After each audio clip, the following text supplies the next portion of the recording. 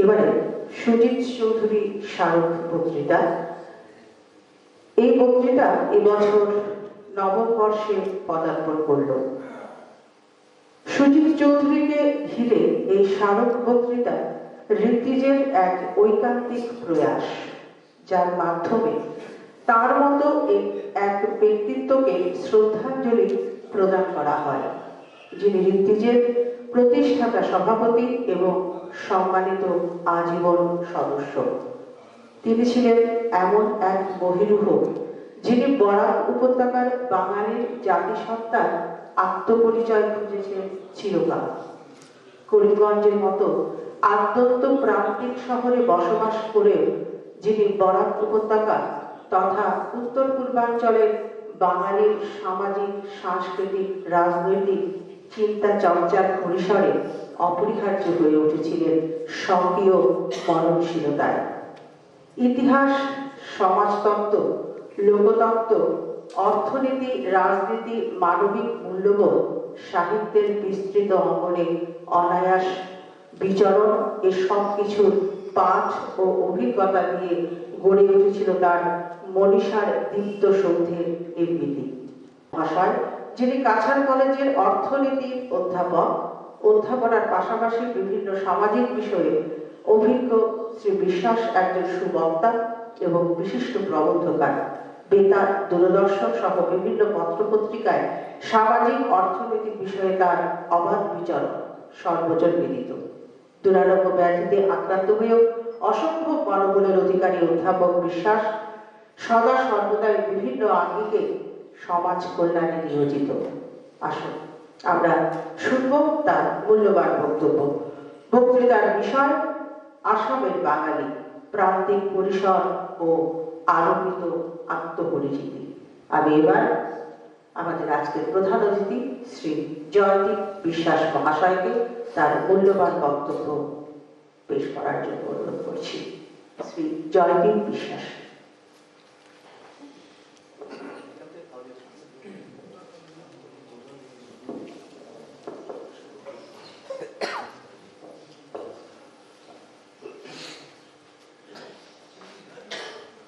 উপস্থিত সুদীয় এবং মঞ্চে উপবিষ্ট আমার অগ্রজ, যার স্নেহ আমি বরাবর পেয়ে থাকি, ডক্টর নির্মল সরকার, তিনি ঋত্বিজের সভাপতিও বটে। আজকের এই যে নবম সুজিত চৌধুরী স্মারক বক্তৃতা, এটাতে আমাকে বলতে হবে জেনে আমি সত্যি কোনো রকমের ইতস্তত করি। আমি এটার জন্য যোগ্য লোক কিনা, আমাকে কেন ডাকছে, কারণ আমি জানি এর আগের যে 8টি সংস্করণ গেছে সেখানে অনেক বিশাল মাপের লোকজনরা এসে এই বক্তৃতা দিয়েছেন। স্বাভাবিক বিচারে আমাকে ডাকার কথা নয়, কিন্তু আমি ওসব কিছু ভাবিনি। আমার একটা লোভ হয়েছে যে এখানে আসবো, আমার সাধ্য সীমার মধ্যে 2-4টি কথা যা বলার আমি বলবো। এবং এর একটা ঐতিহাসিক কারণও রয়েছে। সুজিত চৌধুরী স্যারের পিতৃদেব বিধুভূষণ চৌধুরীর শতবার্ষিকী বক্তৃতাটি দিতে স্যার আমাকে ডেকেছিলেন। স্নেহ অন্ধ হয়, স্নেহ নিম্নগামী হয়। তখন সেটা 2007-এর কথা, 18 বছর আগে রবীন্দ্রসদন গার্লস কলেজে সেই অনুষ্ঠানটি হয়েছিল। আমার সঙ্গে উষারঞ্জন ভট্টাচার্য স্যারও ছিলেন। সেটা আমার জন্য একটা মানে কি বলবো, অভাবনীয় প্রাপ্তি ছিল। আর আজকে যখন ঋত্বিজ আমাকে ডেকে বলল যে নবম বক্তৃতাটি আমি দেব, তখন আমি একটা সত্যি দুর্বল হয়ে গেলাম। সুজিত চৌধুরী স্যারের সঙ্গে এখানে যারা বসে আছেন প্রত্যেকেরই সম্পর্ক ছিল, নিবিড় সম্পর্ক ছিল, স্থানিক সুবিধারও জায়গা ছিল, কারণ করিমগঞ্জের অধিকাংশ এখানে যারা এসছে। আমার ক্ষেত্রে সেটা ছিল না, আমি শিলচর থাকতাম, তারও আগে আমি ব্রহ্মপুত্র পত্রিকা থাকতাম। স্যারকে আমি প্রথম দেখি রবিজিৎ চৌধুরী মারা যাওয়ার পর। রবিজিৎ চৌধুরী স্মরণ সভা হয়েছিল রবীন্দ্র ভবনে গুয়াহাটিতে। সেটা একটা অত্যাশ্চর্য অভিজ্ঞতা আমার। রবিজিৎ চৌধুরীকে আমি জানতাম স্টেটসম্যানের লেখা পড়ে, উত্তর সম্পাদকীয় লিখতেন। আজকে স্টেটসম্যান নয়, সেই সময় স্টেটসম্যান, সিআইএর আমি এডিটর, পরবর্তীতে সুনন্দকে দত্ত, এখন স্টেটসম্যান সেই জায়গাতে আর নেই। তো রবিজিৎ চৌধুরী প্রায়শই উত্তর সম্পাদকীয় লিখতেন। আমি তখন রবিজিৎ চৌধুরী গিয়ে কিছুই জানতাম না, লেখা পড়তাম। পরবর্তীতে সাহিত্য পত্রিকায় যখন সুজিত চৌধুরীর ধারাবাহিক শুরু হলো, শ্রীয়ত্তকাচারের প্রাচীন ইতিহাস, যা পরবর্তীতে শিলচরের দিনকাল প্রকাশনা থেকে বই হয়ে বেরোয়, সেই ধারাবাহিক লেখাগুলো আমি পড়তাম। এবং তখন আমি সুজিত চৌধুরীকে জানতে পারি খুব সামান্যই। স্যারের সঙ্গে দেখা হলো, ওই যে বললাম রবিজিৎ চৌধুরী স্মরণ সভায়।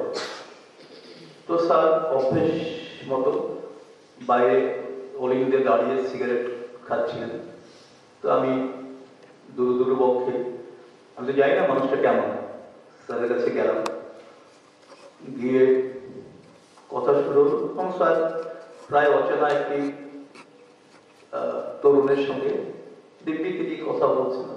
আমি তো একটা বোকার মতো প্রশ্ন করেছিলাম, তবে প্রশ্নটা করতে হয় এই ধরনের মানুষকে। বলছিল, আপনি দিনে কত সময় পড়েন? বলছি, আমি পড়ি না তো, ইচ্ছে হলে পড়ি। আমি তো স্যারকে জিজ্ঞেস করতে পারি না যে ইচ্ছে কখন হয় বা কতক্ষণ সেই ইচ্ছেটা থাকে। অনেক পরে যখন পড়লাম, তার পাশাপাশি দুটো লেখা, কি পড়ি, কেন পড়ি, কি লিখি, কেন লিখি, দুটোই খ পত্রিকাতে বেরিয়েছিল। সৌমিত্র বৈশ্য, গৌতম চক্রবর্তীর আগ্রহে। তারপর অনেক পরে স্যার প্রয়াত হওয়ার পরে অক্ষর প্রকাশনা থেকে একটা বই বেরোয়, প্রবন্ধ একাদশ। ওই বইটি আমি সম্পাদনা করেছিলাম। ওখানে শুধু 11টি প্রবন্ধই ছিল, তার মধ্যেই দুটি আমি লিখেছিলাম। সুজিত চৌধুরী স্যারের সঙ্গে যখন আমার ফর্মেল পরিচয় হয়, সেটাও বেশ অদ্ভুত। 2006 হবে মনে হয়, আমার একটা চিঠি বেরোয় দেশ পত্রিকাতে। আজকাল দেশের চিঠি পাঠক বেশি গুরুত্ব দেয় না, আর দেশের সম্পাদকীয় বিভাগও বিশেষ গুরুত্ব দেয় না।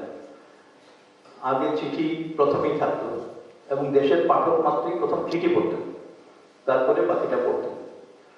তো সেই সময় আমার একটি অকিঞ্চিতকর চিঠি বেরিয়েছিল। তো এই ঘটনার কয়েকদিন পর, তখন আমি কাছের কলেজে পড়াই। তার প্রথম দিকটাতে আমি গুরুচরণ কলেজে পড়াতাম, সে সামান্য কদিন। তো একটা গুরুচরণ কলেজের অর্থনীতি বিভাগের শিক্ষক আমাকে বললেন যে তোমার একটা চিঠি এসছে। আমি বললাম, ও বলছে, আমি এটা লিখেছি, তোমাকে আমি দেব। তো উনি দিলেন একটা পোস্ট কার্ডে চিঠির লেখক সুজিত চৌধুরী, এবং লিখেছেন তিনি তো আমার বয়স জানেন না। আর ওটা তার মনে নেই সেই যে রবিজিৎ চৌধুরী স্মরণ সভায় তার সঙ্গে আমার দেখা হয়েছে, ওটা হলো মেলানো সম্ভব নয়। তো তাই জন্য তুমি মানে আপনি বা তুমি দুটোই এড়িয়ে গেছেন। এড়িয়ে গিয়ে একটা, আমরা যাকে ভাববাচ্য বলি, সেই ভাববাচ্য একটা পোস্ট কার্ডে তার মুক্তাক্ষরে ওই চিঠিটার প্রশংসা করেছেন। এবং তিনি ধরে নিয়েছেন যে আমি অধ্যাপক হব, আর সেই দলে অধ্যাপক হলে গুরুচরণ কলেজেরই হয়। ওই ধরে উনি গুরুচরণ কলেজের ঠিকানাটা দিয়েছেন। আমার সৌভাগ্য যে চিঠিটা শেষ অব্দি আমার কাছে এসছে। এটা হচ্ছে পাঁচ দিক থেকে আমার সঙ্গে প্রথম যোগাযোগ। এরপরে তার জামাতা শুভপ্রসাদ নন্দী মজুমদারের বাড়িতে স্যারও এসেছেন এবং খবর দিয়েছেন আমি যেন যাই।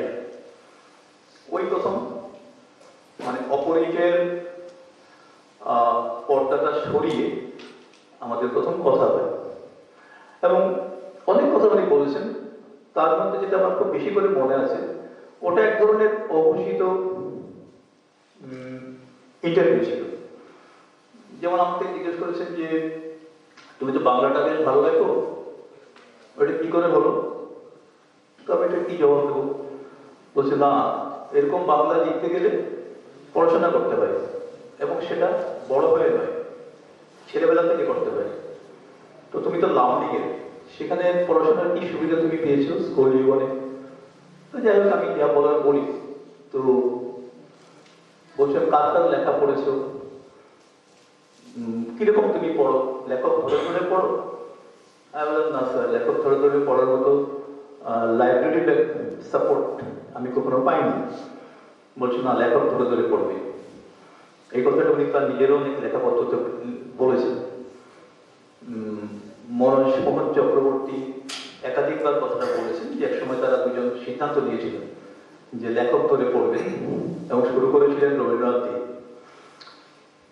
তো অতি দ্রুত আমি তার প্রতি আসক্ত হয়ে যাই, আজকাল যেটাকে বলা হয় ফ্যান। তো আমি, আমাদের সময় তো ফ্যান শব্দটা ছিল না, তো প্রচন্ডভাবে আসক্ত হই, তার প্রতিটা লেখা পড়তাম। মানে এখানে তো মার কাছে মামার বাড়ির গল্প বলার মতো, এখানে সবাই আমার থেকে অনেক গুণ বেশি সুদীপ চৌধুরীকে ছিলেন। তো সেই মানুষটির নামে ঋত্বিজ যে আয়োজনটি করেছে, প্রতিবারই করে থাকে, সেখানে আমি ভূমিকায় থাকবো। ওই যে বললাম, এই সুযোগটা আমি হাতছাড়া করতে চাইনি। ফলে সমস্ত রকমের ভনিতা ছেড়ে আমি একদম স্পষ্টভাবে নির্মলদাকে বলেছি যে হ্যাঁ আমি বক্তৃতাটা দেব। আজকের এই অনুষ্ঠানে পার্থদা মানে পার্থপ্রতিম মৈত্র, সবাই তাকে মিঠু বা মিঠুদা বলতো, আমি পার্থদাই বলতাম। এবার তার সঙ্গে আমার সম্পর্কটা খুব অদ্ভুত, আমরা কখনো মুখোমুখি হইনি। একবার আমি পার্থদাকে দেখেছি সামনে থেকে, ভক্তিমাধব চট্টোপাধ্যায় প্রয়াত হয়েছিলেন, তো ঘটনা চক্রে তখন উনি ছিলেন শিলচরে। তো আমি দেখেছি কিন্তু কথা হয়নি এবং তিনি তখন থেকেই অসুস্থ। 2017 সালে যখন আমার ক্যান্সার ধরা পড়লো, আমি তখন কলকাতায়, উনি সৌদার কাছ থেকেই সম্ভবত আমার ফোন নম্বর সংগ্রহ করে আমাকে ফোন করলেন। আমি জানি তার 15 রকমের দুরারোগ্য রোগ আছে, সেটা নিয়ে উনি লড়াই করে চলেছেন। আমাকে বললেন দেখো, ভেঙে পড়বে না, মানে ভেঙে পড়ে কোনো লাভ নেই। 5 বছর যদি বাঁচতে পারো সেটা কম কথা নয়, 5 বছরে অনেক কাজ করা যায়। আমি তো 5 বছর ধরে ধরেই বাঁচি। কথাটা এমনি কেউ শুনলে ভাববে এটা তো একটা নেগেটিভ কথা।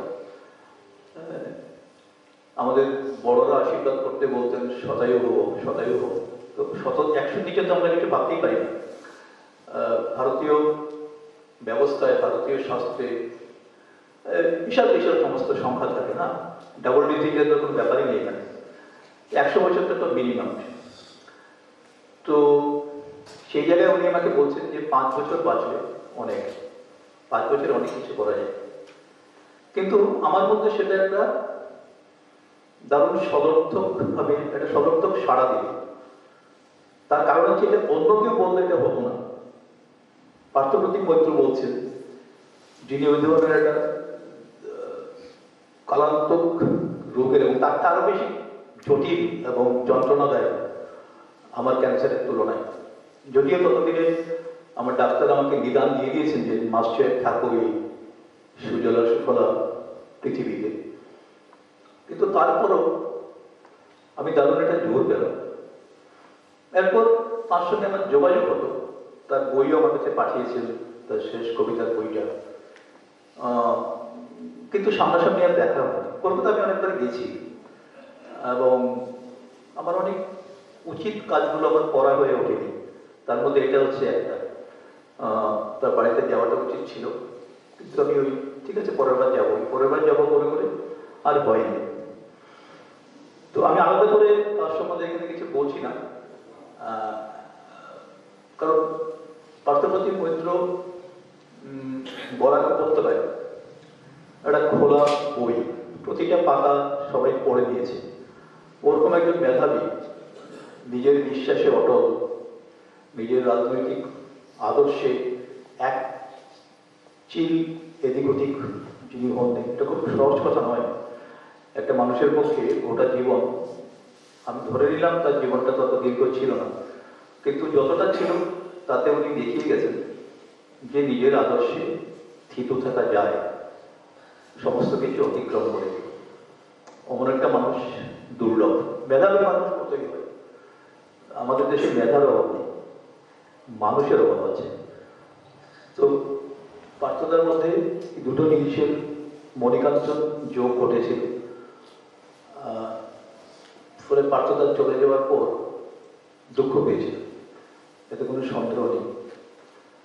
এবং দুঃখটা এই জন্য তো বটেই, তিনি চলে গেলেন, তার থেকেও বড় দুঃখ ওরকম আরেকজন মানুষ আসবে না। বিজ্ঞান বলে কোনো ফাঁকা জায়গায় ফাঁকা থাকে না। রাধিকা স্যার রয়েছেন এখানে, নির্মল দা রয়েছেন, গুণাকর স্যার রয়েছেন, সবই বিজ্ঞানের মানুষ। কিন্তু ফাঁকা হয়তো থাকে না, কিন্তু একই গুণের জিনিস আবার ওই জায়গাতে আসে না। ফলে যে যায় সে দীর্ঘ যায়। এতটা প্রাথমিক কথার পর আমাদের চলে যেতে হচ্ছে আজকের যে বিষয় নির্ভর বক্তৃতা তাতে। এখানে আমি খুব যে একটা স্ট্রাকচার্ড বক্তৃতা ভেবে এসেছি তা নয়, তার দুটো কারণ রয়েছে। একটা হচ্ছে যে বিষয়টি, এটা আমি বেছে নিয়েছি, তিনটে বিষয় আমি দিয়েছিলাম নির্মলদাকে, বলেছিলাম যে তিনটে থেকে একটা আপনারা বেছে নিন বা আপনারা কিছু একটা দিন। তো ওটাও আগেই বলেছেন যে নাম তুমি দেবে, তো তিনটার মধ্যে এটা পছন্দ করেছেন, এবার এটা দিয়ে বলছি। এবং এই বিষয়টা দেখে আপনারা সবাই বুঝতে পারছেন যে সুজিত চৌধুরী স্মারক বক্তৃতার এর থেকে ভালো বিষয় হতে পারে না। সে এখন এই বিষয়ের প্রতি আমি ঠিকঠাক ন্যায় দেখাতে পারবো কিনা সেটা অন্য কথা, কিন্তু বিষয়টা অবশ্যই এটাই সুজিত চৌধুরীর বিষয়। আসলে তার সারা জীবনের যে সারস্বত সাধনা, সেই সারস্বত সাধনাটি এটাকে জড়িয়ে। আমরা সবাই তার আত্মজীবনী পড়েছি 2 খণ্ডে, এখন তো অখণ্ড আছে, যদিও তার জীবনের একটা ক্ষুদ্র অংশই ওখানে এসছে, কিন্তু যে আক্ষেপ, যে হাহাকার দিয়ে বইটা শেষ হচ্ছে, মানে এখানে তো দুটো পর্ব রয়েছে, একটাতে পাইলগাঁও থেকে শ্রীহট্ট শহরে এলেন, আর দ্বিতীয় পর্বে শ্রীহট্ট শহর থেকে খণ্ডিত ভারতবর্ষে এলেন।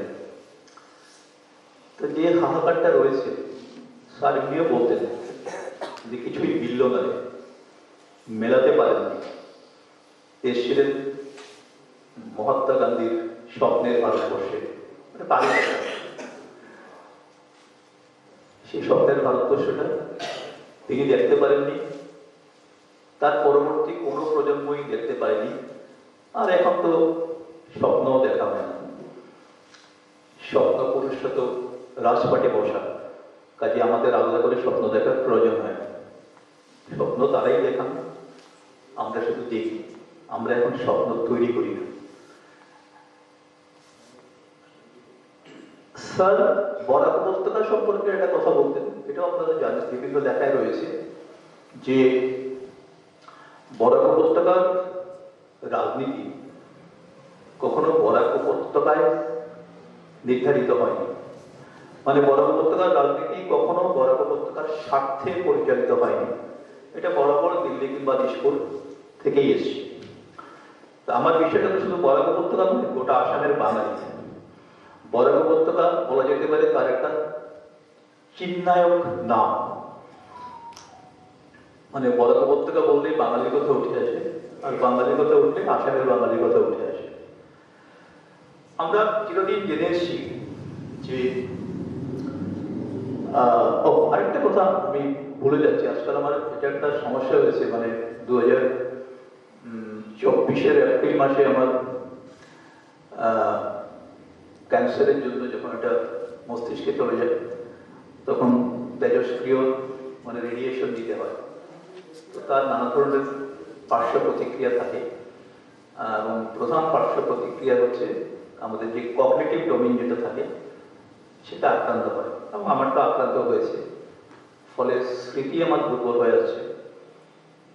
কিন্তু মুশকিল হচ্ছে আমি লিখিত বক্তৃতা পাঠ করতে পারি না, এটা আমার একটা সমস্যা। আমি ক্লাসেও কোনোদিন এরকম করিনি এখন অব্দি। ফলে বলতে হয় আমার ওরকমই আকস্মিক বক্তৃতার মতোই।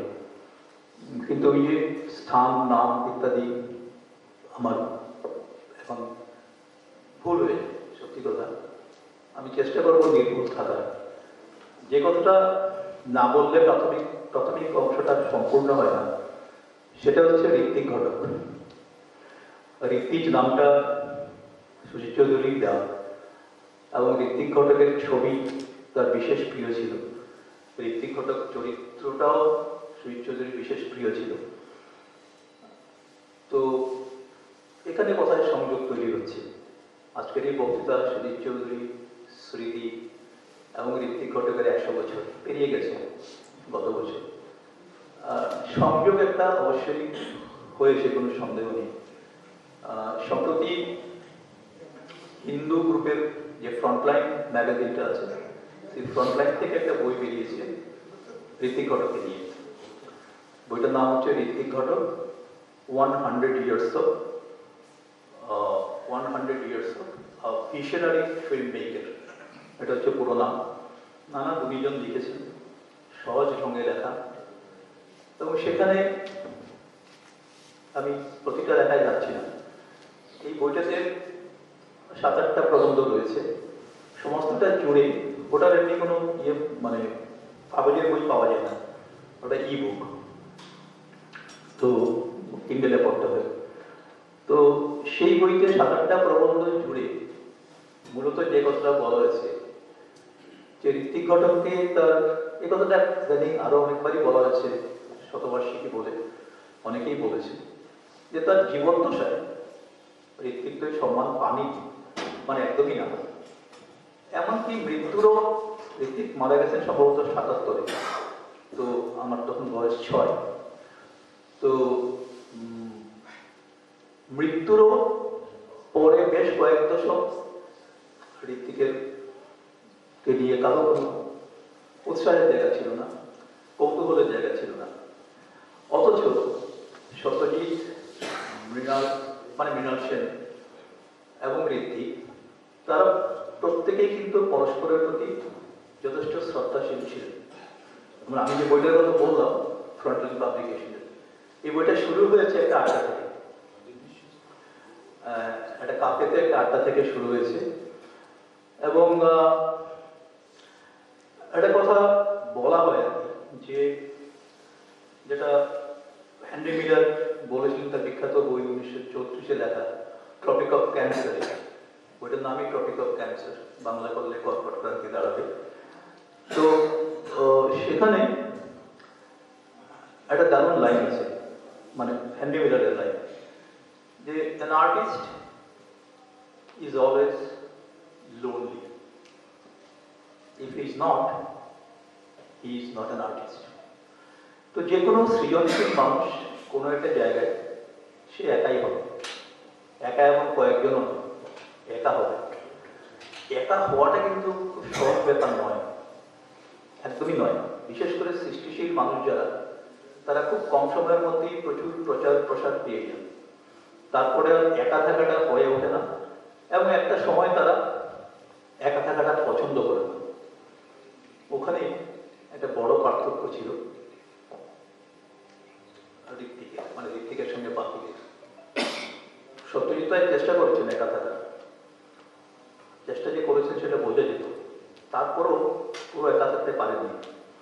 মৃণাল সেনও চেষ্টা করেছেন একা থাকার, কিন্তু তারপরে একা থাকতে পারেনি। তার বড় প্রমাণ হচ্ছে নানাবিধ পুরস্কার ইত্যাদি তারা পেয়েছে, ঋত্বিক কিন্তু পাননি। তাকে ঋত্বিকের বইয়ে গেল। আমার মনে আছে ঋত্বিক তো মারা গেছেন, তো বললাম তখন আমার 6.5 বছর বয়স। আজকাল পত্রিকাটা বেরিয়েছিল, আমি যদি খুব ভুল না হয় 1980 সালে। আমি তার প্রথম সংখ্যা থেকে পাঠাবো। প্রথম 15 দিন এমনি দিয়েছিল, টাকা নেই, ঠিক 15 দিন পুরোটাই প্রথম সংখ্যা থেকে আমি পাঠাবো। তো ওটা হচ্ছে 80-র কথা। আমার ধারণা 83 বা 84-তে একটা লেখা বেরিয়েছিল ঋত্বিককে নিয়ে। ওই সময় সেটা মানে খুব সহজ ব্যাপার নয়। আজকাল সবসময় একটা অন্যরকম ছিল। আজকালটা আবার আজকের আজকাল নয়। ছবি তো বদলে যাচ্ছে খুব দ্রুত, ভয় ভয় নিজে কখন বদলে যাব। তো সেই লেখাটা লিখেছিলেন একসময় উনি কলকাতার নগরপাল ছিলেন, মানে কমিশনার অফ পুলিশ, তুষার তালুকদার। পুরনো মানুষরা অনেকেই আছেন, মনে থাকবে আপনাদের। এবং উনি লিখতেন, ভালো লেখক ছিলেন। তো তুষার তালুকদার লিখেছিলেন ঋত্বিককে নিয়ে। লেখাটার নাম ছিল ঋত্বিক আরে সে ইয়ে, এটাই নাম, ঋত্বিক আরে সে ইয়ে।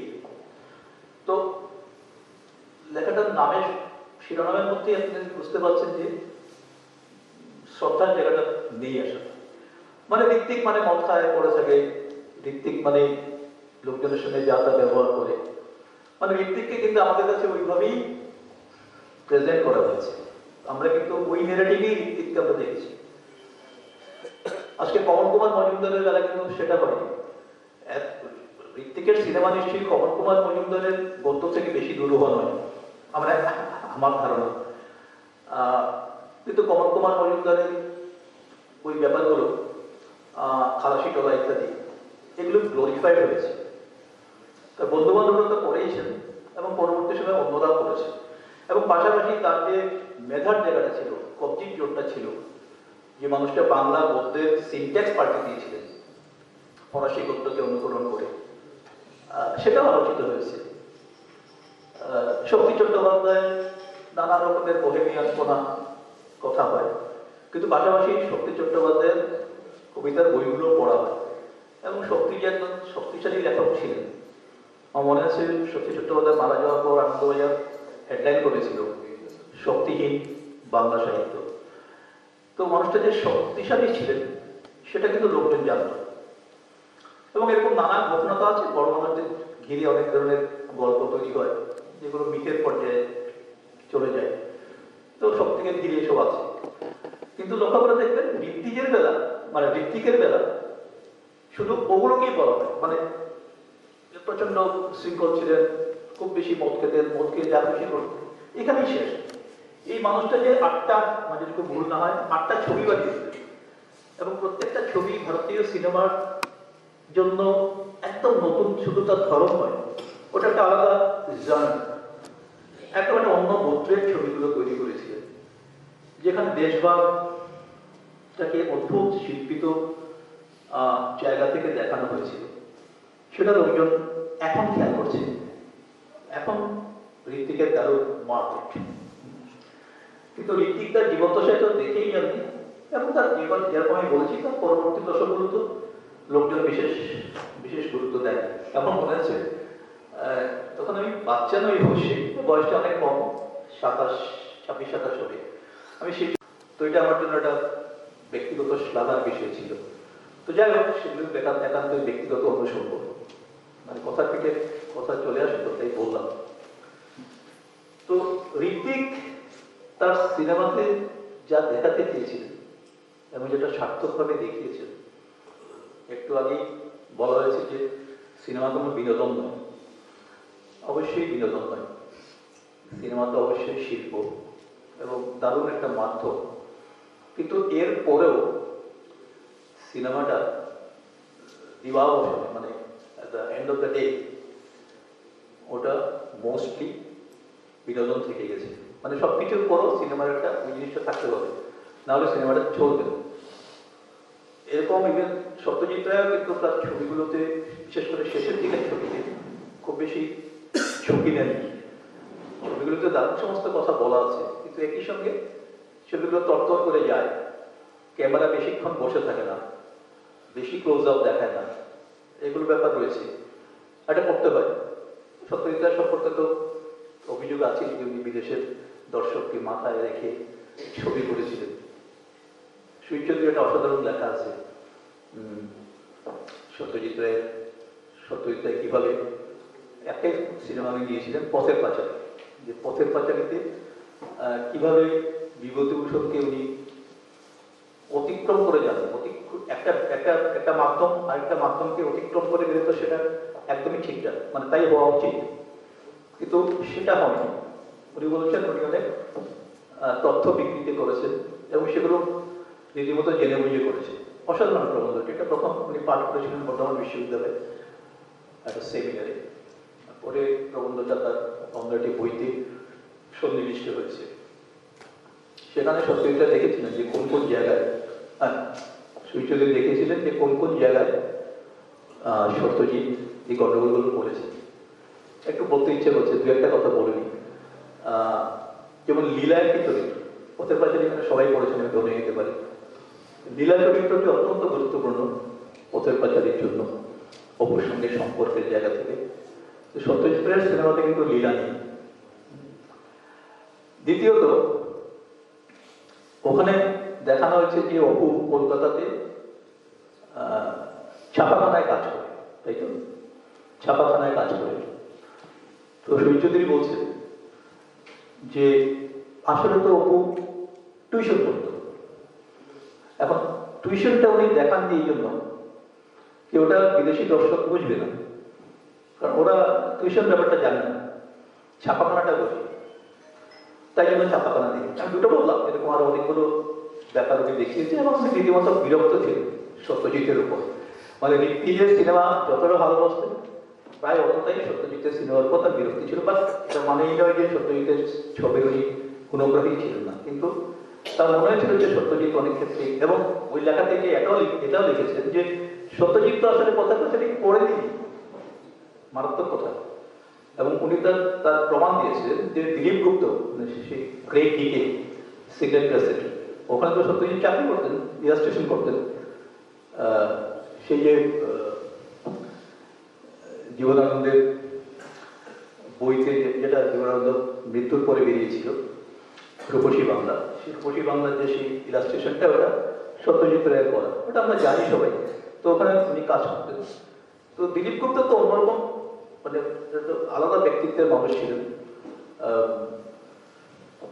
সুনীল গঙ্গোপাধ্যায়ের আত্মজীবনী অর্ধেক জীবনে দিলীপ গুপ্তের চরিত্রটা খুব দারুণভাবে এসছে। তো সেই দিলীপ গুপ্ত বলেছেন যে তুমি তো পড়াশোনা করো না, সত্যজিৎ রায়কে বলছি। তো উনি কিছু বলেননি, তুমি বিভূতিভূষণ পড়েছো? হ্যাঁ পড়েছি। তো কি পড়েছো? পথের পাঁচালী পড়েছো? না। নিয়ে যাও তুমি, পথের পাঁচালী পড়ো। ওই শুরু 1955, আমাদের খুব ভুল না হয়, 1955-তে পথের পাঁচালী মুক্তি পায়। আর এই ঘটনাটা 1953 হবে, 6 মাস এদিক ওদিক হতে পারে, 1953 হবে। তো ভাবো 1.5 বছর আগে সত্যজিৎ রায় পথের পাঁচালীর কথা জানতেন না। দিলীপ গুপ্ত না বললে ভারতীয় সিনেমার ইতিহাস অন্যভাবে লেখা হতো। তো এই সমস্ত বিষয়গুলো আমাদের জানিয়েছেন সুজিত চৌধুরী, কোনো কলকাতার বড় লেখক নন, সুজিত চৌধুরী জানিয়েছেন। কোথায় বসে? চিত্তরঞ্জন লেনে বসে। তো এই যে আজকাল বলা হয় না, বিশ্ববিদ্যালয়গুলোতে বলা হয় থিঙ্ক গ্লোবালি, অ্যাক্ট লোকালি, এটা একটা বাণী হয়ে গেছে। সুজিত চৌধুরী এক্স্যাক্টলি তাই ছিলেন, এটা বিশ্ববিখ্যাত ছিল তার। তো সেই মানুষটার নামে উৎসর্গীকৃত এই যে বক্তৃতা এবং সেখানে যে বিষয়টি আমি বেছে নিয়েছি, আর আমার মনে হয়েছে এই বিষয়টাকেই মানে সুজিত চৌধুরী যদি ধরা যাক আজকে বেঁচে থাকতেন, এরকম একটা বক্তৃতা হতো, অবশ্যই তার স্মরণে নয়, তিনি সবচেয়ে বেশি প্রীত হলেন। সুজিত চৌধুরী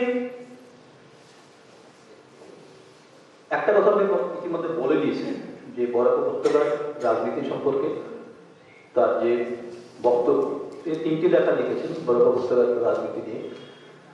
তবে এই যে কথাটি, এটা হচ্ছে সারাৎসার। এই কথাটিকে আমি বলবো যে এটা তো স্যারের সময় অবশ্যই এটা সত্য ছিল, এখনো সত্য, কিন্তু এরপরে আরো অনেকগুলো ঘটনা ঘটেছে রাজনৈতিক অঙ্গনে, সামাজিক অঙ্গনে এবং প্রযুক্তির ক্ষেত্রে, যোগাযোগের ক্ষেত্রে, কমিউনিকেশন টেকনোলজির ক্ষেত্রে, যাতে করে একটা নতুনভাবে ভাবার, যেটাকে বলা হয় রিভিজিট করা, সেই রিভিজিটিং সুজিত চৌধুরীর প্রয়োজন পড়েছে। সুজিত চৌধুরীকে অস্বীকার করা নয়, তাকে তাকে কন্টিনিউ করে। মানুষ তো একটা নির্দিষ্ট সময় বাঁচে, কিন্তু তার ভাবনাটা ওই তার মৃত্যুর সঙ্গে সঙ্গে শেষ হয়ে যায় না কিন্তু, তাই তো? ফলে এটাকে পরবর্তী সময় টেনে নিয়ে যাওয়া, এটাকে আরো সমৃদ্ধ করা, সেটা সুজিত চৌধুরী যারা উত্তরসূরি, যারা সুজিত চৌধুরী যারা গুণগ্রাহী এবং যাদের সেই এলেনটা আছে ভাবার, পড়ার, লেখার, প্রকাশ করার, তাদের এই দায়িত্বটা পড়ে। দেখুন, এমন একটা সময়ের মধ্যে দিয়ে আমরা যাচ্ছি যেখানে আমরা অ্যাকচুয়ালি আমাদের কথাটা বলি না। অমর্ত্য সেনের একটা দারুণ বই আছে, 2006 লেখা, বইটার নাম হচ্ছে identity and violence, the illusion of destiny. তো এই বইটা শুরু হয়েছে একটা মজাদার গল্প দিয়ে। তিনি তখন ট্রিনিটি কলেজের মাস্টার, মানে কেমব্রিজ বিশ্ববিদ্যালয়ের অধীনে, আমেরিকা থেকে ফিরছেন লন্ডন। হিথ্রো বিমানবন্দরে যিনি ইমিগ্রেশন অফিসার ছিলেন, তিনি তার পাসপোর্ট এবং অন্যান্য কাগজ থেকে বললেন যে, ও আচ্ছা, আপনি কি ট্রিনিটি কলেজের মাস্টারের অতিথি হয়ে যাচ্ছেন? তিনি একটা বন্ধু। তো এদের এই প্রশ্নের উত্তর সহজেই দেওয়া যেত যে, না না, আমি নিজেই ট্রিনিটি কলেজের মাস্টার। তো ওরকম একটা বাদামিয়া নয়, প্রায় কালো চামড়ার একটা মানুষকে দেখে ওই ইমিগ্রেশন অফিসারের একটি ধারণা হতে পারে, ট্রিনিটি কলেজের মাস্টার সে ব্রিটিশ হবে না বা সাদা চামড়া হবে না, এটা তো ভাবতে পারে না। তো প্রশ্নটা তো করেছে, উনি সহজেই জবাবটা দিতে পারতেন, কিন্তু তিনি একটা ভাবনায় পড়ে গেলেন যে, আচ্ছা, আমি কি আমার বন্ধু হতে পারি? ও তো জিজ্ঞেস করছে যে, ট্রিনিটি কলেজের মাস্টার কি আপনার বন্ধু? সেই হিসেবে একটা অতিথি হয়ে এসেছেন। তো বেশ অনেকটা সময় চলে গেছে, অমর্ত্য দাঁড়িয়ে ভাবছেন। এবার এই ইমিগ্রেশন অফিসারের সন্দেহ হয়েছে, বলছে, কি হয়েছে বলুন তো, হোয়াট দ্য ইস্যু? হয়তো পাসপোর্ট ভিসাতে কত সমস্যা আছে।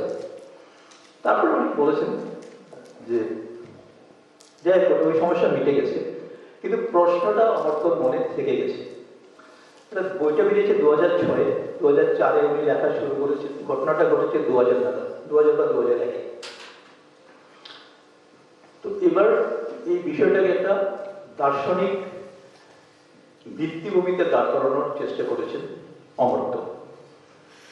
এবং এই প্রসঙ্গে অস্কার ওয়াইল্ডের একটা বিখ্যাত কথা উনি ওই বইটাতে উদ্ধৃত করেছেন। কথাটা খুব interesting.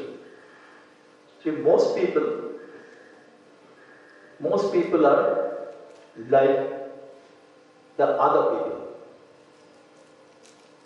About most people are like the other people.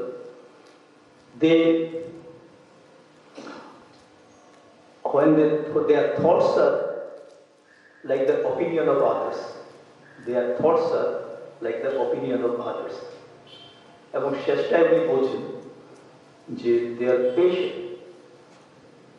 patient is a quotation. কথাটা একটু খেয়াল করার চেষ্টা করুন যে, এবং এটার একটা থিওরিটিক্যাল স্ট্রাকচার আছে, আমি ওগুলোতে যাচ্ছি না। উইটজেনস্টাইন, খুব বিখ্যাত পশ্চিমা দার্শনিক, উইটজেনস্টাইনের দারুণ ভক্ত অমর্ত্য সেন। বস্তুতপক্ষে এই বইটা বেরোনোর পর সুব্রতরা একটা দীর্ঘ ইন্টারভিউ দিয়েছিল, সেখানে বইটা নিয়ে যত কথা ছিল উইটজেনস্টাইন নিয়ে আরো বেশি কথা ছিল। তো মোদ্দা কথাটা হচ্ছে, এখন সহজ করে বললে কথাটা হচ্ছে এই, যে আমরা প্রায়শই, এবং আজকাল তো আর প্রায়শই বললে হবে না, প্রতিদিন আমরা যা ভাবি, আমাদের যে আবেগ, আমাদের যে পরিচয়, most people are like the other people. আসলে আমরা নই, আমরা অন্যের কথা বলি, অন্যের মতো আমরা উনি লিখেছেন এটা এটা একটা মিমিক্রি, মানে অন্যকে আমরা এই মিমিক্রি মতোই আমরা অনুকরণ করি। এবং কথাটা যে কত সত্য ওটা উনি লিখেছেন 2006, এরপরে 19 বছর কেটে গেছে, প্রায় 20 বছর এখন। এটার থেকে উনি একটা দারুণ তত্ত্বে গেছেন অমর্ত্য। সেটা হচ্ছে আমাদের যে আত্মপরিচয়, এবার আমি জায়গায় আসছি, আমাদের যে আত্মপরিচয় সেটা তো আমি নিজে ঠিক করবো, তাই তো? আমি আমি আমাকে কি বলবো? হিন্দু বলবো, ব্রাহ্মণ বলবো, বাঙালি বলবো, সিলেটি বলবো, ভারতীয় বলবো, দক্ষিণ এশীয় বলবো, কি বলবো? নানা রকম আইডেন্টিটি আমার আছে, আত্মপরিচয় আছে। এখন আমার প্রথম আত্মপরিচয়টা কি সেটা কে ঠিক করবে? আমি ঠিক করবো, সেটাই তো স্বাভাবিক। কিন্তু সেই স্বাভাবিকটা স্বাভাবিক নয়। অমর্ত্য এটাকে বলেছেন অ্যাট্রিবিউটেড আইডেন্টিটি। ওটাই আমি বাংলা করেছি আরোপিত আত্মপরিচয়। আসামের বাঙালির কথা যখন আসে তখন এই আরোপিত আত্মপরিচয়ের কথা আসে। অমর্ত্য ঢাকা শহরে একটা খুন দেখেছিলেন। আমরা জানি তার ঢাকাতে বাড়ি ছিল, বাড়িটার নাম ছিল জগৎ কুটির, এবং ওই নামে তার একটা আত্মজীবনী বেরিয়েছে অ্যাকচুয়ালি ইংরেজিতে, the home in the world. তারপরে ওটা বাংলা অনুবাদ করা হয়েছে এবং নামটা দেওয়া হয়েছে জগৎ কুটির, the home in the world. তো মানে পুরো জগৎটাই তার ঘর। তো সেখানে যখন তিনি ছিলেন শান্তিনিকেতন আসার আগে, তখন পূর্ব পাকিস্তানের দাঙ্গা পরিস্থিতি, এবং তার চোখের সামনে দেখেছেন যে একটা মানুষকে জিজ্ঞেস করা হয়েছে তার ধর্ম কি, সে বলেছে, এবং বলার পরে তাকে মারা গেছে। এটা সেই বয়সের অর্থকে ভীষণ নাড়া দিয়েছিল। সে মরল কিসের জন্য? তার আত্মপরিচয়ের জন্য। এখন সে কি তার ওটা কি তার আত্মপরিচয় মনে করত? না, হতে পারে। একজন হিন্দু হলে যে সে নিজেকে হিন্দু ভাববে মতো কোনো কারণ নেই। কারণ সে হিন্দু হয়েছে যেখানে তার কোনো হাত নেই, সে জন্মসূত্রে হিন্দু হয়েছে। একজন মুসলমান তাই, যদিও মুসলমান পরে হওয়া যায়, কিন্তু কার্যত যা হয় জন্মসূত্রে একজন মুসলমান হয়, জন্মসূত্রে একজন খ্রিস্টান হয়। তারপরে ঠিক আছে ধর্মান্তরণ ঘটে, ওগুলো স্বেচ্ছাই করা হয়। কিছু কিছু ক্ষেত্রে হয়তো জোর করে লোক দেখিয়ে হয় না, যে তা নয়। আমি পুরোটা আমি উড়িয়ে দিচ্ছি, যাই হোক ওটা আমার বক্তব্যের বিষয়টা। বিষয়টা হচ্ছে এটাই, বা অমর্ত্য যেটা বলেছেন ওই বইতে, identity and violence, the illusion of destiny. যে কেন বলেছেন ইলিউশন অফ ডেস্টিনি?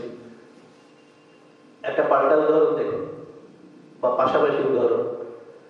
ব্রহ্মপুত্র চরে ময়মনসিংহ থেকে আসা যে মুসলমানরা, বাঙালি, পুরো দস্তুর বাঙালি, কিন্তু ওরা তাদের মাতৃভাষাটাকে বিসর্জন দিয়েছিল। ওরা ভেবেছিল বা ওদের ভাবানো হয়েছিল যে অসমীয়াকে যদি মাতৃভাষা হিসেবে গ্রহণ করো, অসমীয়ার সংস্কৃতিকে যদি তোমার সংস্কৃতি হিসেবে গ্রহণ করো, তাহলে আসামে তুমি নিরাপদ। ওরা তাই করেছিল, এবং তাই করেছিল বলে হিন্দু পক্ষ তাদের গালাগাল তখনও করতো, এখন আর বেশি করে করে। কিন্তু তাদের কি লাভ কিছু হয়েছে আদৌ? এই যে বুলডোজার চলে, এই যে উচ্ছেদ করা হয়, এই যে সকাল থেকে রাত পর্যন্ত ইংরেজিতে যাকে বলে পেজরেটিভ অ্যাড্রেস, যে সমস্ত শব্দ ব্যবহার করা হয়, যার জন্য এবার ওরা বলেছে যে এবার কিন্তু আমরা বাংলায় কথা বলবো এবং আগামী আদমশুমারিতে আমরা বাংলাই দেখাবো মাতৃভাষা হিসেবে। তার রেসপন্সে আমাদের রাজ্যের প্রশাসনিক মুখিয়া বলেছেন এটা ভালোই হলো, এবার তাহলে সহজেই বাংলাদেশি ধরা যাবে। তো এই যে কথাগুলো আমি বলছি, পুরো কথাগুলোর সঙ্গে কিন্তু একটা আইডেন্টিটি প্রশ্ন জড়িয়ে আছে, তাই না? আইডেন্টিটি প্রশ্ন জড়িয়ে আছে। এই যে কিছুদিন আগে, গত 23 তারিখ, ডিসেম্বরের 23 তারিখ, পশ্চিম কার্বি আংলংয়ের খেরনি বলে একটি অখ্যাত জায়গায় একটা সংঘর্ষ হয়। সংঘর্ষটা ওখানে বিহারি মানুষের বাস, কয়েক কয়েক পরিবার বাঙালিও রয়েছে। তো ওখানে একটা সমস্যা দীর্ঘদিন ধরে মাথা চাড়া দিয়েছে যে ওই সংরক্ষিত তৃণভূমিতে নাকি এই বিহারিরা এবং বাঙালিরাও একটা বসবাস করছে, যেটা সংবিধানের 6ষ্ঠ তফসিলের মানে সংবিধানের 244-এর 2-এর অধীনে এটা করতে পারে না। তো এই নিয়ে 2024-এর বা 2023-এর শেষ থেকে এটা চলছে এবং এটা আমি দীর্ঘায়িত করছি এই পর্বটা, আপনারা জানেন যারা পত্রপত্রিকা রেগুলারলি পড়েন আপনারা নিশ্চয়ই ফলো করছেন। তো ওখানে 23 তারিখ যেটা ঘটেছে সেটা হচ্ছে কার্বি, ওরা বলে কার্বি বিভিন্ন সংগঠন, কার্যত কার্বি লোক বিশাল সংখ্যায় আক্রমণ করেছে, করে বিহারি বাড়িগুলো জ্বালিয়ে দিয়েছে, জিনিসপত্র বের করে পুলিশের নাকের ডগায় সব পুড়িয়ে দিয়েছে। পুলিশ এসছে, পুলিশ আসার পর ওরা পুলিশকে আক্রমণ করেছে, যথেষ্ট সংখ্যায় পুলিশ আহত হয়েছে, এমনকি আমাদের ডিরেক্টর জেনারেল পুলিশ তিনিও আঘাত বাদ করে দেন। এবং ওরা যে ঘরের পর ঘর জ্বালিয়ে দিয়েছে তার মধ্যে একটি ঘরে একটি বিশেষভাবে সক্ষম ছেলে 32 বছরের, তার নাম সৌরভ দে, সে বেচারা বেরোতে পারেনি, তার শারীরিক সেই সক্ষমতা নেই যে সে দৌড়ে বেরোবে, সে ঘরেই ছিল এবং জ্যান্ত পুড়ে মরেছে। বরাক উপত্যকায় আসামে এবং পশ্চিমবঙ্গে দীপু দাস মানে বাংলাদেশের দীপু দাসের মৃত্যুর প্রতিবাদে নানা রকম বিক্ষোভ ইত্যাদি হচ্ছে, হওয়াই উচিত, আমি সেটা অস্বীকার করছি না, সেটা মারাত্মক নৃশংস ছিল। প্রথম মেরেছে, তারপর ফাঁসিতে ঝুলিয়েছে, তারপর পুড়িয়ে দিয়েছে, একদমই যথার্থ। কিন্তু পাশাপাশি এটাও কি আমরা ভাববো না যে ওই যে ছেলেটি কিছুই জানে না, একদমই বিনা অপরাধে সে আগুনে পুড়ে জ্যান্ত আগুনে পুড়ে মারা গেল। তার অপরাধটা কোথায় ছিল খেয়াল করে দেখুন, তার আইডেন্টিটি, তার আত্মপরিচয়। ওই আত্মপরিচয়টা কিন্তু সে তৈরি করেনি, একদমই সে তৈরি করেনি। সে তো এমনও হতে পারতো যে আমার প্রথম পরিচয় আমি পিডব্লিউডি, পার্সন উইথ ডিসএবিলিটি, কারণ এর থেকে বড় আত্মপরিচয় তার কেউ নেই। তার যে যন্ত্রণা, তার যে জীবন যন্ত্রণা, তার যে জীবন সংগ্রাম, এসব কিছুর সঙ্গে তার হিন্দু বা বাঙালি ব্যাপারটা জড়িয়ে নেই। সে নিজে হয়তো এটা বুঝতে পারেনি, আর এটা বোঝার জন্য কিঞ্চিত বিষয় দরকার, যেটা থাকার কথা না। এরকম অসংখ্য ঘটনা আমাদের চোখের সামনে ঘটছে। এবং আসামের ক্ষেত্রে আসামের বাঙালি, এখানে বলা আছে তার প্রান্তিক পরিসর এবং তার আরোপিত আত্মপরিচয়, এটা তো আজকের নয়, এটা আজকের নয়, এটা দীর্ঘ ইতিহাস রয়েছে। আপনি যে কোনো বই দেখুন, HP বরপূজারীর 5 খণ্ডের আসামের ইতিহাস, যেটাতে অনেকেই লিখেছেন, যেটাকে এখনো মান্য গ্রন্থ বলা হয়, অমরেন্দ্র গুহর প্ল্যান্টার্স অফ স্বরাজ, এগুলো তো ক্লাসিক বই। পরবর্তী সময় আর অনেক বই লেখা হয়েছে, সঞ্জীব বড়ুয়া লিখেছেন, সঞ্জয় হাজরিকা লিখেছেন, সম্প্রতি সঙ্গীতা বড়ুয়া পিসারুটি, হিন্দুতে ছিলেন ভদ্রমহিলা, আসামের অসমীয়া মেয়ে, বিয়ে করেছেন দক্ষিণী, অসম্ভব ভালো সাংবাদিক এবং ভীষণ সাহসী সাংবাদিক। তো নানা পুরস্কার পেয়েছেন ভদ্রমহিলা, শিলচরে এসেছিলেন। তার একটি বই বেরিয়েছে কয়েক বছর আগে, যেটার ভূমিকা লিখে দিয়েছেন সঞ্জয় হাজরিকা। সঞ্জয় হাজরিকাকে আমি জানতাম না। আমি একাদশ শ্রেণী থেকে স্টেটসম্যান পড়ি এবং সঞ্জয় হাজরিকা 90-এর দশকে একটা কলম লিখতেন, নর্থ বাই নর্থ ইস্ট, এবং সেই প্রথম আমি একজন অসমীয়া সাংবাদিক, আমি সাংবাদিকই ভেবেছি, দেখতাম যে মানুষটা অসমীয়া জাতীয়তাবাদের সুরে কথা বলে না, এর অনেক পরে সঞ্জয় হাজরিকাকে আমি আরো মানে বিলক্ষণ জানতে পারি, তার বইপত্র পড়েছি।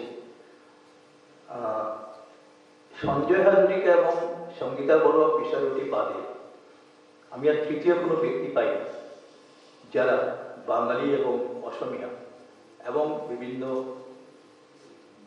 আদিবাসী গোষ্ঠী, ওরা যাকে বলে খিলঞ্জি, এদের সমভাবে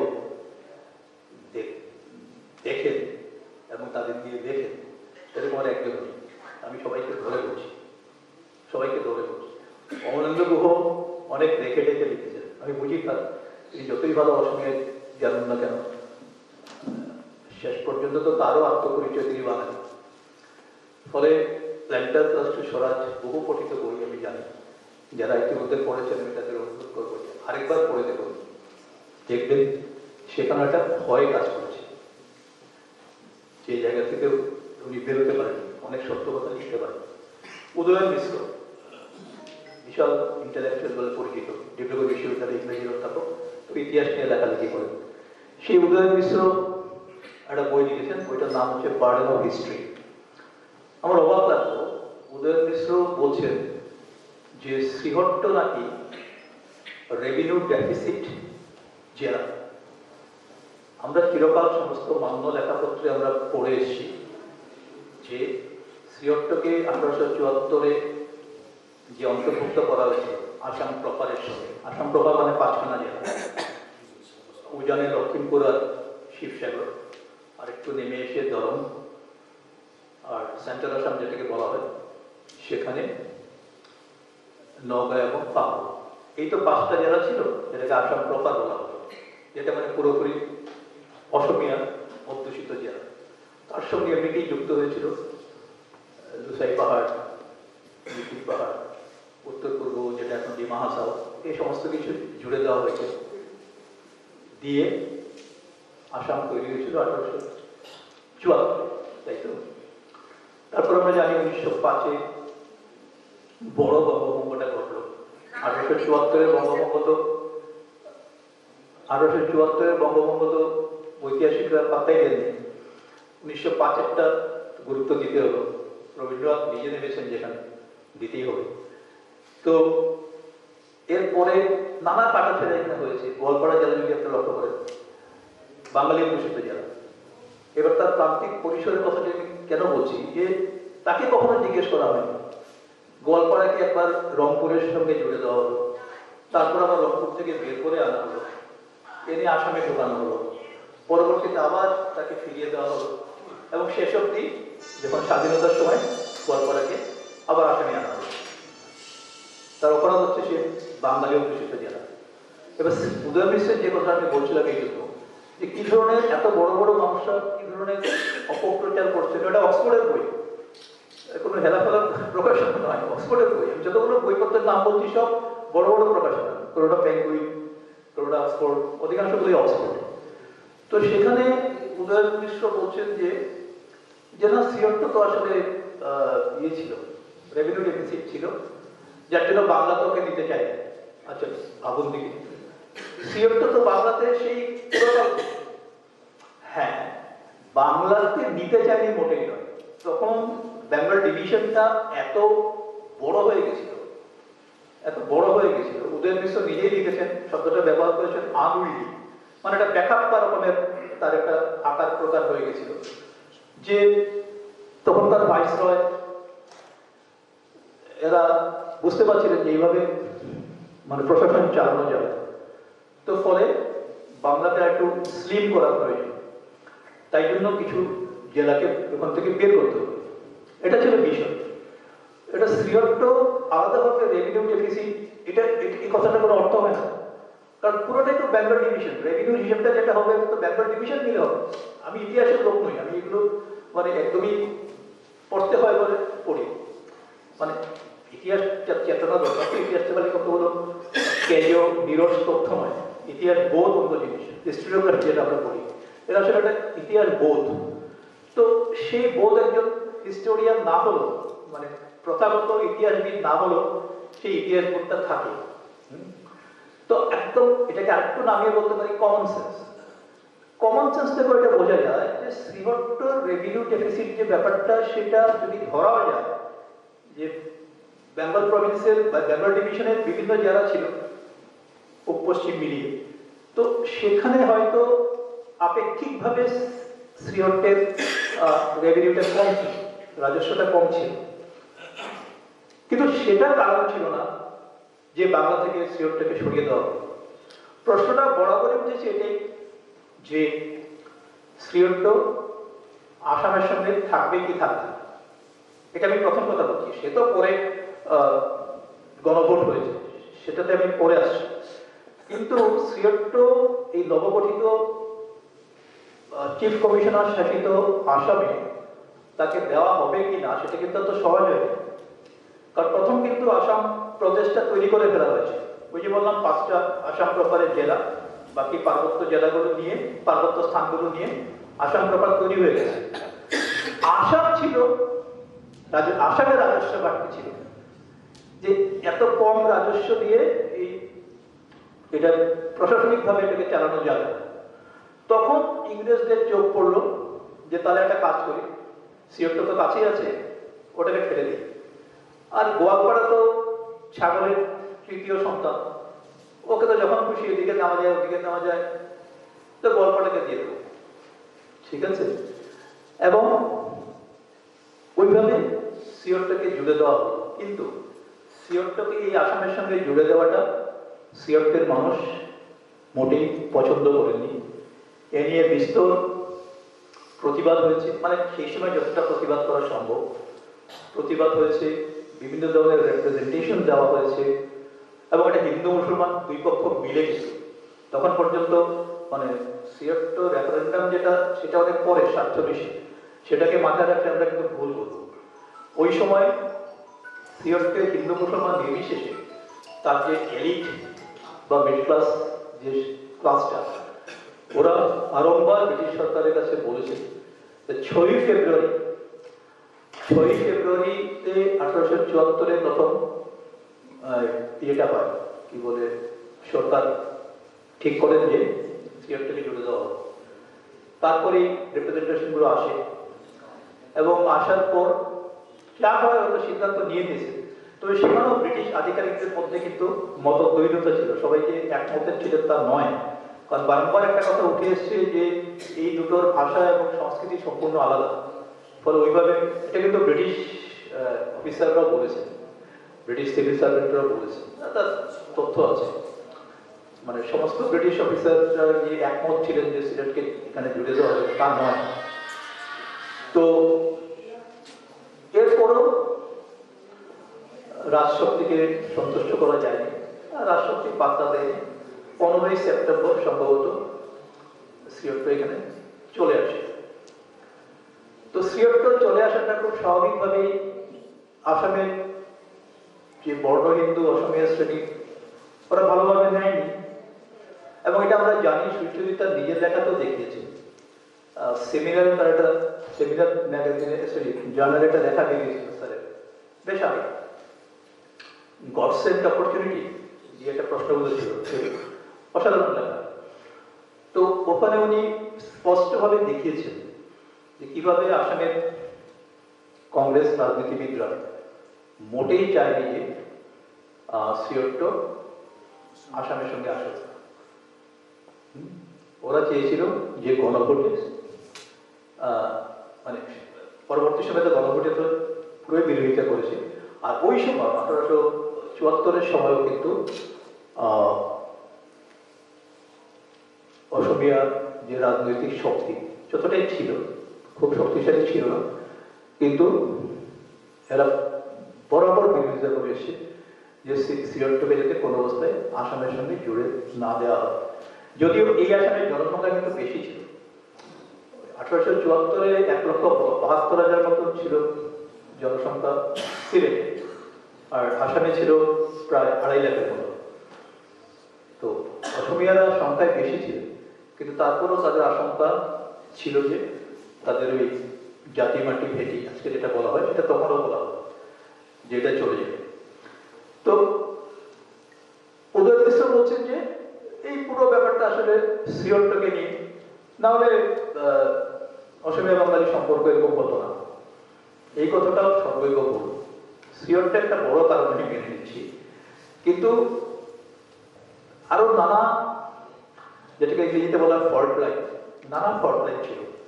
যেমন ধরুন বাংলাটা একটা সময় 1837 নাগাদ ব্রিটিশ সরকার কি করলো, এখানে মানে তখন বেঙ্গল প্রেসিডেন্সি সিওরটা, তো 1837 নাগাদ বলে দিল যে বাংলাটা হবে অফিসের ভাষা, সরকারি ভাষা। এবার তো অসমীয়া জাতীয়তাবাদ খেতে গেল যে এগুলো বাঙালিদের দুর্বুদ্ধি, ওরাই ব্রিটিশদেরকে বুঝিয়ে এসব করেছে। এবং ওটা কিন্তু সত্যি ওই ইংরেজি যেটা বলে আচিল সিল, ওটা একটা আচিল সিল ছিল। তারপর আমরা জানি 1936-এ এসে ওটা পাল্টে দেওয়া হয়, ব্রিটিশ সরকার এটা উইথড্র করে নেয়। এরপর থেকে অসমীয়াই হয়েছে, কিন্তু ওই মানে দাগটা থেকে গেছে, ওই উষ্পাটা থেকে গেছে, ক্ষতটা শুকিয়ে গেল, আঘাতটা থেকে গেছে কোনোভাবে। ফলে আমরা জানি যে এরপরে আর কখনোই পরিস্থিতিটা স্বাভাবিক হয়নি দুই ভাষাভাষী মানুষের মধ্যে, যেটা বলা হয় বেরাদরি, সেই বেরাদরি কখনো তৈরি হয়নি। এতটুকু আমাদের সহজে ঠিক ছিল, কিন্তু এটা একটা আক্রোশের রূপ নিল। ওই রাজ্যপালের ওই বক্তৃতাটা আমরা সবাই জানি, আসাম বিধানসভার স্বাধীন আসামের, আসাম বিধানসভা তো আরো আগে তৈরি হয়েছে, স্বাধীন আসামের প্রথম বিধানসভাতে যেটা হয় রাজ্যপাল বক্তৃতা দেন, ওটা তো রাজ্যপালের বক্তৃতা থাকে না, ওটা সরকারি তৈরি করে দেয়। যেখানে বলা হলো যে না, এই এতদিনে গিয়ে একটা ঠিকঠাক কাজ হলো, বাঙালিরা থাকতে পারবে কিন্তু মাথা নুয়ে থাকতে হবে, অসমীয়াদের বৈশ্যতা স্বীকার করতে হবে। সেটা ঠিক কবে কথা? আজকেও বলা হয় বাঙালির দপ্তপারি নসরিব। এই যে কার্বি আংলঙে, যে পশ্চিম কার্বি আংলঙে যে সমস্যাগুলো হয়েছে, বিভিন্ন ভিডিও বেরিয়েছে এবং সেখানে আমরা দেখতে পাচ্ছি একই বিষয়, যে তোমাদের দপ্তপারি কেউ করেছে, ইয়াতে আসো থাক, ইয়ার বেশি কিবা নকরিবি, ইয়ার কেবল কার্বি দপ্তপারি চলিব। এই যে দপ্তপারি আধিপত্যবাদ, এটা ইংরেজি আমরা করতে পারি হ্যাজিমনি, তাই না? এই হ্যাজিমনিটা, এই আধিপত্যবাদটা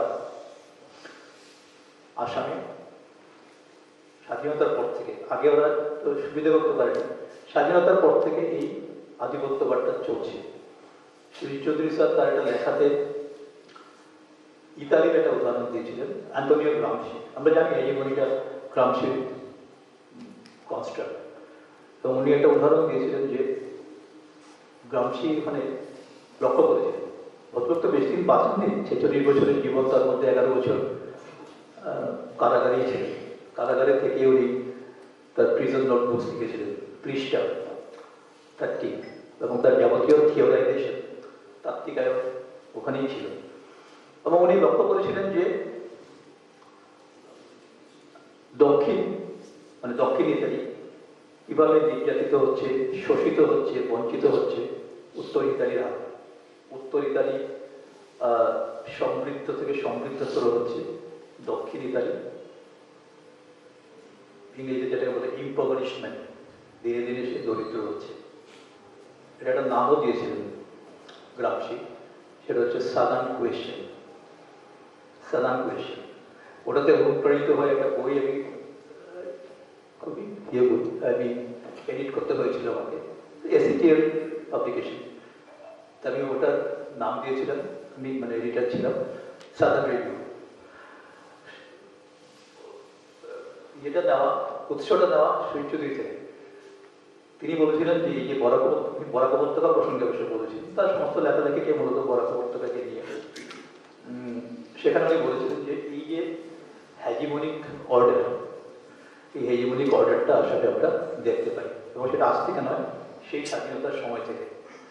এটা কিন্তু এখনো যায়, এবং এটা আরো প্রবলতর হয়েছে। তার কারণ হচ্ছে এখানকার যে স্থানীয় রাজনীতি, সুইচে লেখা আছে স্থানীয় রাজনীতি সদর ও অন্তর, তো সারাসারি সব লিখে গেছে, সব লিখে গেছে। আমরা শুধু ওই মানে আমরা বলছি না।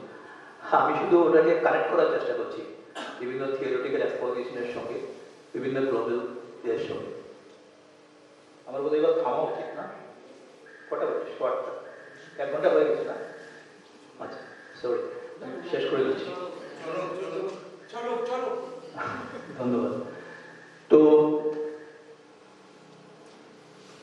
এই যে সাদার্ন কোয়েশ্চেন, এটাকে একটু পার্টে আমরা বলতে পারি দ্য বেঙ্গলি কোয়েশ্চেন। ওখানে ওই জিওগ্রাফিক্যাল লোকেশন ব্যাপারটা ইম্পর্টেন্ট না। মানে আমি মনে করি যে বরাক উপত্যকার বাঙালির বাড়তি কোনো রক্ষা কবচ আছে, এই ধারণাটা ঠিক নয়। কিন্তু বাড়তি কোনো রক্ষা কবচ নেই। কেউ বলতে পারেন যে কেন, আমাদের তো ভাষা আইন আছে আলাদা, আমরা বাংলায় পড়াশোনা করতে পারছি। প্রথমত বাংলায় পড়াশোনা করতে লোকজন বিশেষ আগ্রহী না, বাংলা বাজারের ভাষা নয়। কাজে ওই অধিকার দেওয়াটা আজকের দিনে আরো সহজেই হয়ে যেত। 11টি প্রাণ বিসর্জন দেওয়ার প্রয়োজন ছিল না আমার মনে হয়। তো ধরে ধরে অ্যাসোসিয়েট ল্যাঙ্গুয়েজ দেওয়া হচ্ছে। আমি জানি অ্যাসোসিয়েট অফিসিয়াল ল্যাঙ্গুয়েজ বলে সংবিধানে কোনো কোনো ধরনের কোনো উল্লেখ নেই। আমাদের সংবিধানের অষ্টাদশ অধ্যায় হচ্ছে ভাষা, এবং সেখানে 343 থেকে 350 এই 8টি অনুচ্ছেদ রয়েছে। 345 অনুচ্ছেদ মতে রাজ্যগুলো তার নিজস্ব সরকারি ভাষা এক বা একাধিক সে প্রণয়ন করতে পারে। সেই হিসেবে 60-এর ভাষা মিলে শুধু অসমীয়া করা হয়েছিল। তার বিরুদ্ধে এখানে আন্দোলন, আত্মদান, এবং তার ফলে বাংলা ভাষাটা তখনকার আছাড়, এখনকার বরাক উপত্যকাতে সরকারি ভাষা স্বীকৃতি পেয়েছে। যদিও আন্দোলনের মূল দুটো ব্যাপার এখানে গুরুত্বপূর্ণ। আন্দোলনের মূল নাভিকেন্দ্রটা ছিল করিমগঞ্জ, কিন্তু পুলিশের গুলি চলে শিলচরে, ফলে সেটা অনেক গুরুত্ব পায়। 1 আর 2 হচ্ছে আন্দোলনের দাবিটা কিন্তু এতটাই ছিল না। আন্দোলনের দাবিটা ছিল গোটা রাজ্যেই বাঙালি বসতি এলাকায় বাংলাই হবে মাতৃভাষা। এবং 1955 বা 57 একটা কেন্দ্রীয় সরকারের বিধি রয়েছে, যেখানে বলা হয়েছে যে কোনো একটা অঞ্চলে যদি 20% জনগণ কোনো একটা নির্দিষ্ট ভাষা হয়, তাহলে তাদের ছেলে মেয়েদের ওই ভাষায় পড়ানো, বইপত্র ইত্যাদি ব্যবস্থা করতে হবে। ওটা একটা মুখ্যমন্ত্রী সম্মেলন ছিল। সেই মুখ্যমন্ত্রী সম্মেলনে সেটা সিদ্ধান্ত ছিল। এটা কোনো জায়গাতে এটা কার্যকরী হয়নি। আসাম বলবো না, ভারতবর্ষের কথা হয়নি। 350-এর এতে একটা প্রভিশন আছে যে একজন আধিকারিক থাকবেন কেন্দ্রে, একজন কমিশনার পদাধিকারী, যার কাজ হবে যে প্রত্যেকটা রাজ্য থেকে একটা রিপোর্ট দেওয়া হবে অন দ্য মাইনরিটি ল্যাঙ্গুয়েজ, এবং সেই রিপোর্টটা উনি দেখবেন এবং এটা লোকসভা রাজ্যসভায় পেশ করা হবে। আসামে পশ্চিমকালত এই রিপোর্ট দেয় না। একবার ঘটনাচক্রের প্রণব মুখোপাধ্যায়, তখন তিনি রাষ্ট্রপতি, তার সঙ্গে এটা দেখা করার সৌভাগ্য হয়েছিল। তো তখন আমি প্রশ্নটা করেছিলাম, তো বলছে ওটা তো কিছু না, আমার তো এটা কোনো ব্যাপার না, আমি just cause it to be laid, একদম সাংবিধানিক ভাষায় বলেছিল, I cause it to be laid in the Lok Sabha maybe in the Rajya Sabha. তো আসাম থেকে তো কখনো এসেছে বলে আমার স্মৃতিতে, মানে উনি রাষ্ট্রপতি হওয়ার পর থেকে। তো এগুলো পাত্তাই দেওয়া হয়, প্রত্যেকবারই নীল রিপোর্ট আসে যে আসাম তথ্য দেয়। আসামে একমাত্র রাজ্য নয় অবশ্য, আরো কিছু রাজ্য রয়েছে যারা মানে এই ব্যাপারটাকে গুরুত্বই দেওয়া হয়। এবং সংবিধান সভার যদি আপনারা, এগুলো আছে এখন তো সবই পাওয়া যায়, কনস্টিটিউয়েন্ট অ্যাসেম্বলি ডিবেট, সেই কনস্টিটিউয়েন্ট অ্যাসেম্বলি ডিবেট যদি দেখা যায়, এই ধরুন 1400 পাতার মতো, অনেকটা দীর্ঘ অবশ্য, কিন্তু খুব ইন্টারেস্টিং। তো সেখানে আমরা দেখবো যে আসলে কনস্টিটিউয়েন্ট অ্যাসেম্বলিকে আমি দোষ দিই না, কারণ তারা এমন একটা সময়ের মধ্যে দিয়ে গিয়ে সংবিধানটা তৈরি করেছে। কনস্টিটিউয়েন্ট অ্যাসেম্বলি তৈরি হয় 1946-এর 9 ডিসেম্বর।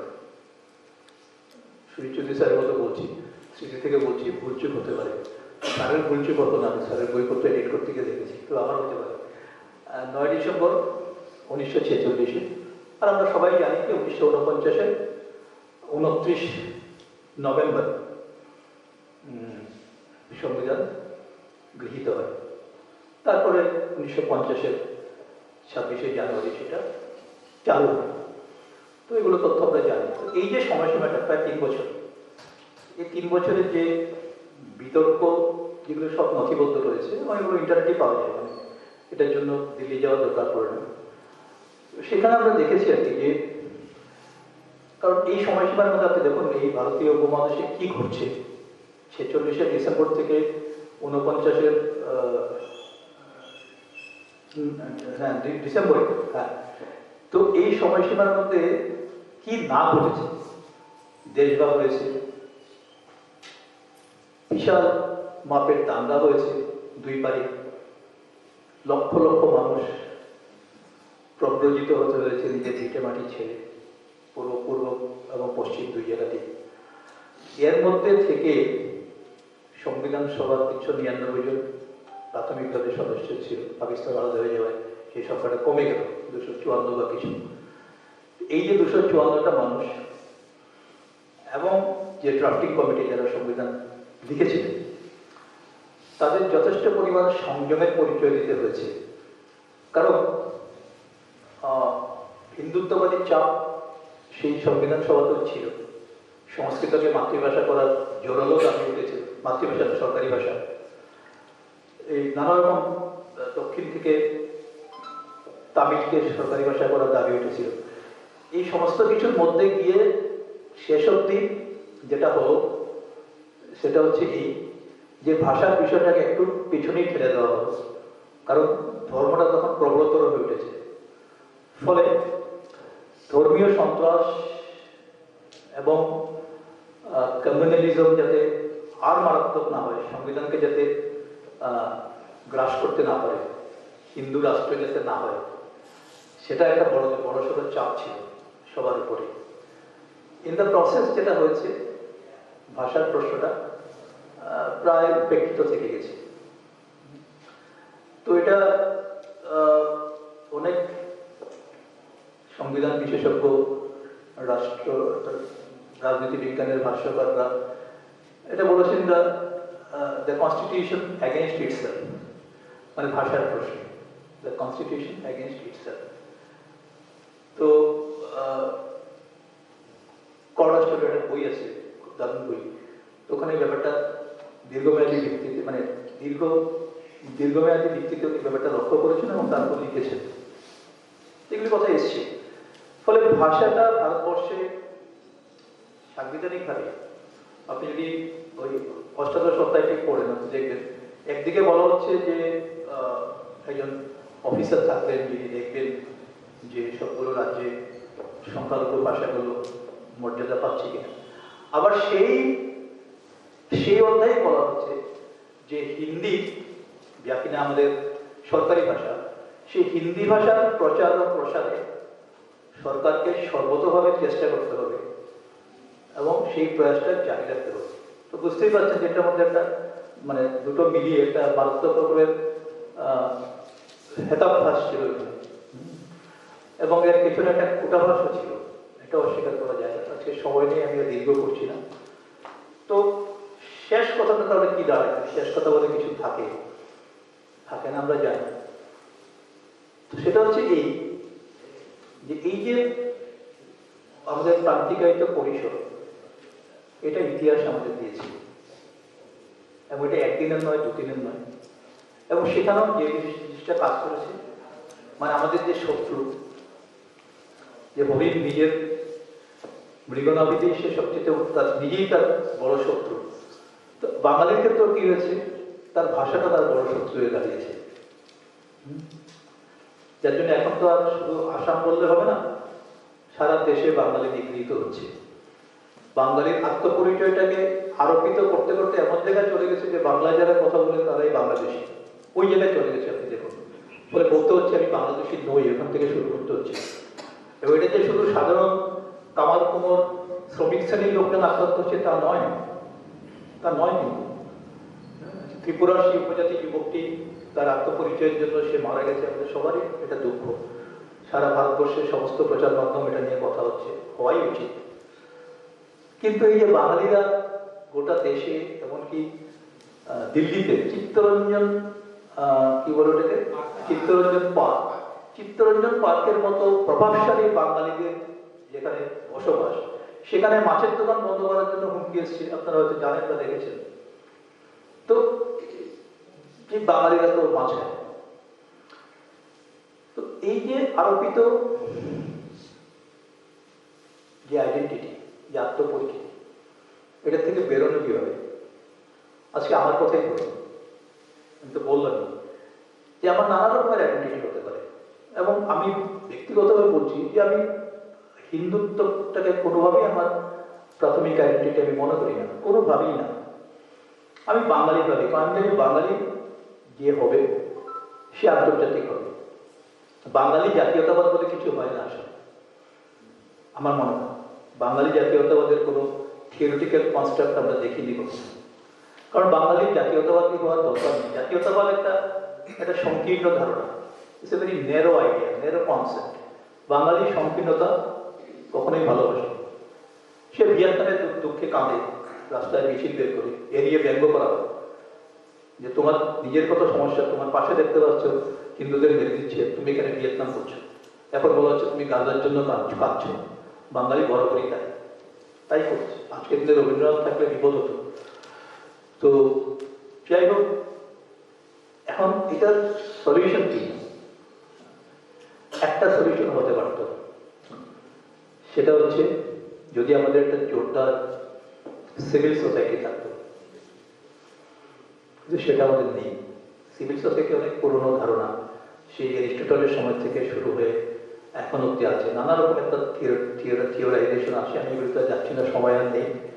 কিন্তু আমি মনে করি যে হয়তো হয়তো একটা শক্তিশালী সিভিল সোসাইটি, অনেকে বলেন যে সিভিল সোসাইটি হচ্ছে রাষ্ট্র আর জনগণের মধ্যে একটা জায়গা, মোটেই না।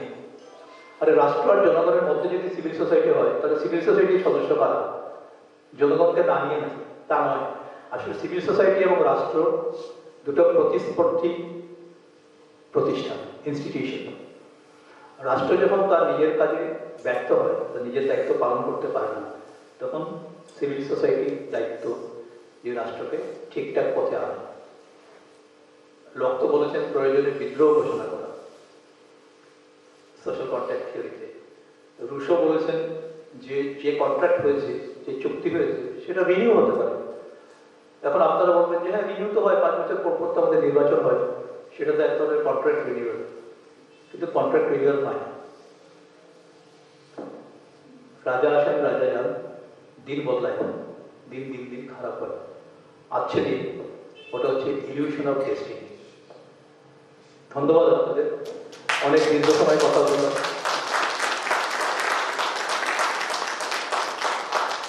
ভালো থাকবেন সবাই।